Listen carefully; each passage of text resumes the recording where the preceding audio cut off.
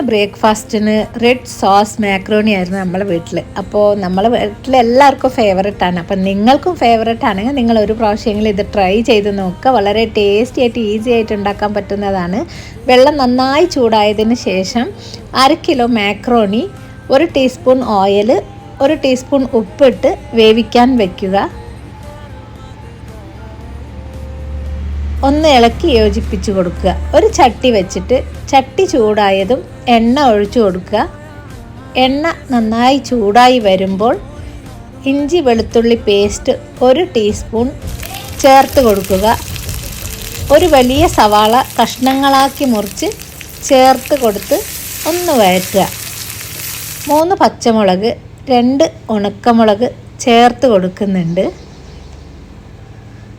2 വലിയ തക്കാളി കഷ്ണങ്ങളാക്കി മുറിച്ച് അതും ചേർത്ത് ഒന്ന് ഇളക്കി യോജിപ്പിച്ച് കൊടുക്കുക.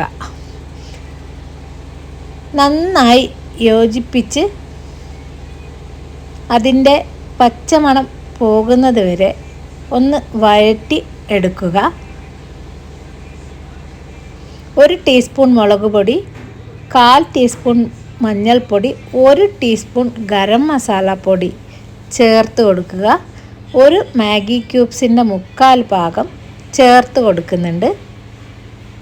ഇതെല്ലാം നന്നായി വഴറ്റുക. മാക്രോണി വെന്ത് വന്നതും അത് ഊറ്റി മാറ്റി വയ്ക്കുക. നമ്മൾ വഴറ്റിയെടുത്തതെല്ലാം മിക്സി ജാറിലിട്ട് ഒന്ന് നന്നായി അരച്ചെടുത്തതിന് ശേഷം ഒരു പാത്രം വെച്ച് അതിൽ ബട്ടർ നന്നായി ചൂടായതിന് ശേഷം അരച്ച് വെച്ച മസാലകളൊക്കെ ചേർത്ത് 2 ടീസ്പൂൺ ടൊമാറ്റോ സോസും കൂടെ ചേർക്കുക. 1 teaspoon soya sauce, 1 teaspoon chilli sauce ചേർത്ത് കൊടുക്കുന്നുണ്ട്. ആവശ്യത്തിന് ഉപ്പ് ചേർത്ത് നന്നായി എല്ലാം കൂടെ യോജിപ്പിക്കുക. നല്ല അടിപൊളി ടേസ്റ്റാണ്.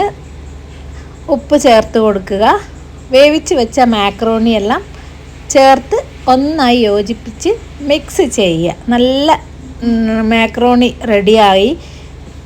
ഇനിയും നല്ല നല്ല റെസിപ്പിയുമായി വരുന്നതാണ്. നിങ്ങൾക്ക് ഇഷ്ടപ്പെട്ട എൻ്റെ ചാനൽ സബ്സ്ക്രൈബ് ചെയ്യുക, ലൈക്ക് ചെയ്യുക, ഒന്ന് ഷെയർ ചെയ്യുക. പിന്നെ ഇൻഷാ അല്ലാഹ് നല്ലൊരു വീഡിയോയുമായി